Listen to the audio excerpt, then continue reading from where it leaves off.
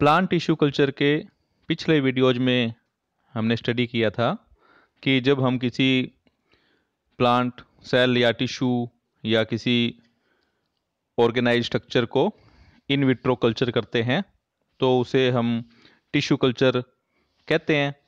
और जब हम किसी सेल या टिश्यू को एगार मीडियम पर कल्चर करते हैं तो उसे कैलस कल्चर कहते हैं, तथा जब हम किसी सेल को या टिश्यू को लिक्विड मीडियम में कल्चर करते हैं तो उसे हम सस्पेंशन कल्चर कहते हैं। हमने पिछले वीडियोज में ये भी स्टडी किया कि इन कल्चर्ड टिश्यू से हम शूट बड रीजनरेशन द्वारा या सोमेटिक एम्ब्रियो रीजनरेशन द्वारा एक कंप्लीट प्लांट भी बना सकते हैं। आज हम सोमेटिक हाइब्रिडाइजेशन को स्टडी करेंगे। दो डिफरेंट प्लांट स्पीसीज या वैरायटीज के प्रोटोप्लास्ट्स को आपस में फ्यूज करा करके जब हम हाइब्रिड प्लांट्स प्राप्त करते हैं तो इसे सोमेटिक हाइब्रिडाइजेशन कहते हैं। और इस प्रकार से जो हाइब्रिड प्राप्त होते हैं उन्हें हम सोमेटिक हाइब्रिड्स कहते हैं। सोमेटिक हाइब्रिडाइजेशन की जो टेक्निक है उसमें 4 स्टेप है। फर्स्ट स्टेप है आइसोलेशन ऑफ प्रोटोप्लास्ट, जिसमें हम जो डिफरेंट प्लांट्स या स्पीसीज हैं उनकी सेल्स से प्रोटोप्लास्ट्स को आइसोलेट करते हैं। सेकंड स्टेप है fusion of protoplast of desired species या वैरायटीज, यानी सेकंड स्टेप में जो डिजायर्ड वैरायटी या स्पीसीज हैं उनके प्रोटोप्लास्ट को आपस में फ्यूज करते हैं। थर्ड स्टेप है selection of somatic hybrid cells. Third step में जो हाइब्रिड प्रोटोप्लास्ट होता है, यानी वो प्रोटोप्लास्ट जो दोनों वैरायटी या स्पीसीज के प्रोटोप्लास्ट के फ्यूजन से बनता है, उसका सिलेक्शन करते हैं। और फोर्थ स्टेप है culture of the hybrid cells and regeneration of hybrid plant from them. तो फोर्थ स्टेप में जो हाइब्रिड प्रोटोप्लास्ट होता है उसको हम कल्चर करते हैं और उससे एक हाइब्रिड प्लांट्स को प्राप्त करते हैं। अब हम ये जो चारों स्टेप हैं इनको एक एक करके स्टडी करेंगे। फर्स्ट स्टेप है प्रोटोप्लास्ट आइसोलेशन। जो सेल्स या टिश्यू से प्रोटोप्लास्ट को हम इन्हें सेल वॉल डिग्रेडिंग एंजाइम से ट्रीट करके प्राप्त करते हैं या आइसोलेट करते हैं। सामान्यतः जो पेक्टिनेज और सेल्यूलेज का मिक्सचर होता है वह अधिकतर प्लांट मटेरियल के लिए उपयुक्त होता है, लेकिन कुछ टिश्यू के लिए इसमें हेमी सेल्यूलोज भी आवश्यक होता है। ये जो एंजाइम सॉल्यूशन है इसकी पीएच को 4.7 से 6 के बीच और टेम्परेचर को 25 से 30 डिग्री सेंटीग्रेड तक रखा जाता है। और इस एंजाइम मिक्सचर में सोर्बिटोल या मैनिटोल को भी मिलाया जाता है। ये एंजाइम मिक्सचर की कंसंट्रेशन को इंक्रीज कर देते हैं, जिससे प्रोटोप्लास्ट स्टेबलाइज हो जाते हैं और वो ब्रस्ट नहीं होते। इसके अलावा इस एंजाइम मिक्सचर में कैल्शियम क्लोराइड को भी ऐड करते हैं जो प्लाज्मा मेम्ब्रेन की स्टेबिलिटी को इंक्रीज करता है।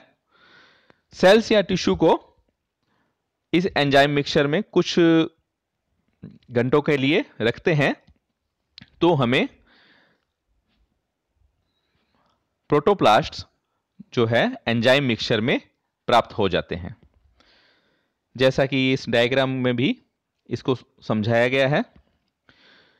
लगभग सभी प्लांट पार्ट से प्रोटोप्लास्ट को आइसोलेट किया जा सकता है, लेकिन लीफ मेसोफिल जो टिश्यू होता है वो अधिकतर प्रेफर्ड टिश्यू होता है, और स्पेशली डाइकोट में, लीव्स में तो।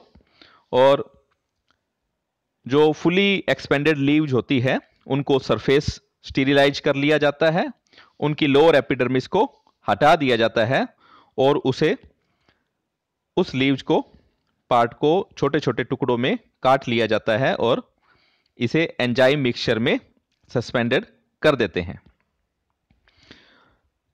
थोड़े समय के बाद ये जो प्रोटोप्लास्ट है ये एंजाइम मिक्सचर में फ्री हो जाते हैं, और इसके पश्चात इन प्रोटोप्लास्ट को सूटेबल वॉशिंग मीडियम द्वारा वॉश कर लिया जाता है, जिससे एंजाइम मिक्सचर और डेब्रिज को हटाया जा सकता है।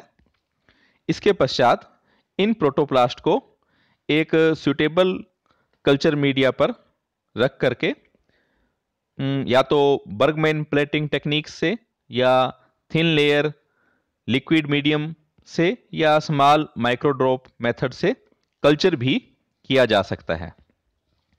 प्रोटोप्लास्ट जो है 2 से 4 दिनों में अपने चारों तरफ सेल वॉल बना लेते हैं, और उनमें रिपीटेड माइटोसिस शुरू हो जाती है, और जिससे एक मैक्रोस्कोपिक कॉलोनीज बन जाती है, और इस टिश्यू से हम होल प्लांट को रीजनरेट भी कर सकते हैं। और प्रोटोप्लास्ट कल्चर के लिए generally MS media, B5 media को काम में लिया जाता है, और प्रोटोप्लास्ट जो होते हैं वो लाइट के प्रति बहुत सेंसिटिव होते हैं, इसलिए इनका कल्चर डिफ्यूज लाइट में किया जाता है। चूंकि यहाँ हम सोमेटिक हाइब्रिडाइजेशन को स्टडी कर रहे हैं, इसलिए प्रोटोप्लास्ट को यहाँ आगे कल्चर नहीं किया जाता है। यहाँ प्रोटोप्लास्ट को अलग करके रख लिया जाता है, और जो डिफरेंट स्पीसीज के प्रोटोप्लास्ट होते हैं उनको फ्यूज करवाया जाता है, और जो फ्यूज्ड प्रोटोप्लास्ट होता है उसको आगे कल्चर करके एक हाइब्रिड प्लांट प्राप्त किया जाता है, जिसे सोमेटिक हाइब्रिड कहते हैं। तो ये फर्स्ट स्टेप था प्रोटोप्लास्ट आइसोलेशन का, जिसमें हम इस मेथड्स के द्वारा दोनों वैरायटी या प्लांट स्पीसीज के प्रोटोप्लास्ट को अलग कर लेते हैं। सेकंड जो स्टेप है वो है प्रोटोप्लास्ट फ्यूजन। बहुत सारी टेक्निक्स के द्वारा या स्ट्रेटेजीज के द्वारा हम जो डिफरेंट स्ट्रेन, स्पीसीज या वैरायटीज होती है उनके प्रोटोप्लास्ट को हम आपस में फ्यूज कर सकते हैं। कुछ स्पीसीज के प्रोटोप्लास्ट अपने आप ही फ्यूज हो जाते हैं, इसे स्पॉन्टेनियस फ्यूजन कहते हैं, जबकि अधिकतर जो प्लांट स्पीसीज के प्रोटोप्लास्ट को फ्यूजन इंड्यूसिंग एजेंट्स, जिन्हें फ्यूसोजेंस कहा जाता है, उनकी सहायता से फ्यूज करवाया जाता है। इसे इंड्यूस्ड फ्यूजन कहते हैं। इसमें से जो 3 टेक्निक्स हैं ये महत्वपूर्ण है। इसमें से जो फर्स्ट टेक्निक है, यह टेक्निक है high pH, high calcium ion treatment द्वारा फ्यूजन।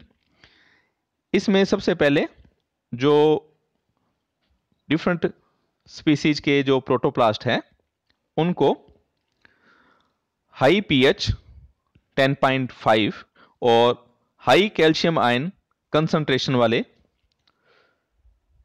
सॉल्यूशन में लगभग 37 डिग्री सेंटीग्रेड पर 30 मिनट के लिए रखते हैं, तो ये डिफरेंट स्ट्रेन या स्पीसीज के प्रोटोप्लास्ट आपस में फ्यूज हो जाते हैं।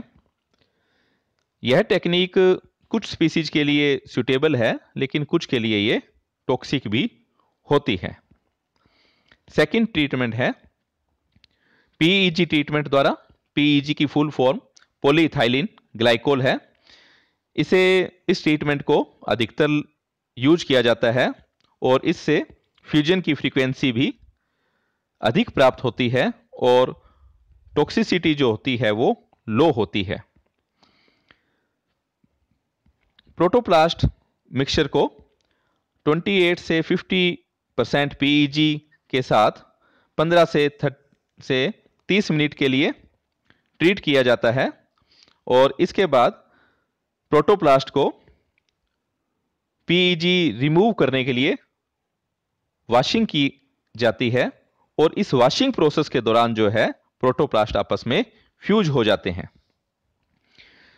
जो PEG है यह नेगेटिवली चार्ज्ड होता है, इसलिए ये प्लाज्मा मेम्ब्रेन के जो कैटायनिक मॉलिक्यूल्स हैं उनसे अटैच हो जाते हैं और जब वॉशिंग प्रोसेस के दौरान PEG को हटाया जाता है तो ये PEG के मॉलिक्यूल प्लाज्मा जो मेम्ब्रेन है इसके कंपोनेंट्स जिनसे ये बाउंड होते हैं उनको भी खींच लेते हैं, जिससे प्लाज्मा मेम्ब्रेन का जो ऑर्गेनाइजेशन है वो डिस्टर्ब हो जाता है और जिसके कारण प्रोटोप्लास्ट आपस में फ्यूज हो जाते हैं। अगर इस टेक्निक में हम जो टेक्निक फर्स्ट थी जिसमें हमने हाई पीएच और हाई कैल्शियम आयन ट्रीटमेंट को यूज किया था, अगर इस में हम हाई पीएच और हाई कैल्शियम ट्रीटमेंट और PEG ट्रीटमेंट दोनों जो टेक्निक्स हैं इनको एक साथ यूज करें तो जो फ्रीक्वेंसी होती है प्रोटोप्लास्ट फ्यूजन की वो अधिक होती है। ये जो दोनों टेक्निक थी ये नॉन सिलेक्टिव होती है और इनमें कोई भी दो प्रोटोप्लास्ट में फ्यूजन हो सकता है। एक जो अधिक सिलेक्टिव और कम जो सेल टॉक्सिसिटी वाली अप्रोच है वह है इलेक्ट्रोफ्यूजन टेक्निक। इलेक्ट्रोफ्यूजन जो टेक्निक है इसे हम एक स्पेशली डिजाइंड इक्विपमेंट में किया जाता है इसको, जिसे हम इलेक्ट्रोपोरेटर कहते हैं। इस टेक्निक में एक लो वोल्टेज इलेक्ट्रिक करंट को सप्लाई किया जाता है जिससे दोनों इलेक्ट्रोड्स के बीच में जो प्रोटोप्लास्ट होते हैं एक चेन के रूप में सिंगल रो बना लेते हैं और अलाइन हो जाते हैं। अब इन अलाइंड प्रोटोप्लास्ट को एक माइक्रो मैनिपुलेटर के सहायता से जो इलेक्ट्रोड्स हैं दोनों उनके बीच का जो गैप है, नैरो गैप है, उसके बीच में उसको पुश कर देते हैं और अब एक हाई वोल्टेज इलेक्ट्रिक करंट की शॉर्ट पल्स देते हैं जिससे दोनों प्रोटोप्लास्ट आपस में फ्यूज हो जाते हैं। हाई वोल्टेज की जो ये इलेक्ट्रिक पल्स है यह प्लाज्मा जो मेम्ब्रेन होती है प्रोटोप्लास्ट की उनमें डिस्टरबेंस क्रिएट कर देती है जिससे नेबरिंग प्रोटोप्लास्ट आपस में फ्यूज हो जाते हैं। जो सोमैटिक हाइब्रिडाइजेशन के जो नेक्स्ट दो स्टेप हैं, selection of somatic hybrid cell और culture of the hybrid cells, इनको हम नेक्स्ट वीडियो में स्टडी करेंगे।